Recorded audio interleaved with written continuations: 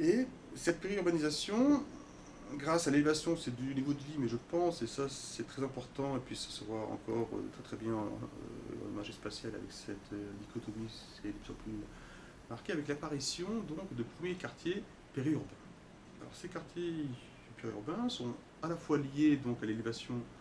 du niveau de vie, c'est d'une partie de la population, mais aussi à une transformation, c'est du mode de pensée. Donc on a c'est des populations qui, alors on peut les évaluer à 10, 15%, c'est des gens qui vont être totalement dans la surmodernité. C'est-à-dire c'est des gens qui vont vivre, c'est dans des quartiers périurbains, qui vont être construits, qui vont être ex nihilo, qui vont avoir un niveau de vie qui va être un niveau de vie où les gens ne se pensent pas, c'est par rapport à leur territoire, mais vont se penser par rapport donc à une autre échelle, avec un territoire européen ou alors un territoire qui va être globalisé, et on a cette population. Et on va se retrouver donc finalement avec des quartiers, avec une population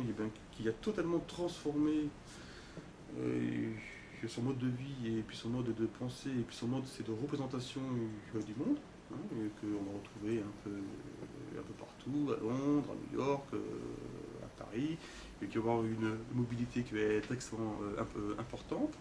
Et à 5 mètres, alors à 50 mètres, d'autres populations qui sont c'est dans les blocs soviétiques, alors dans les quartiers périurbains qui ont été construits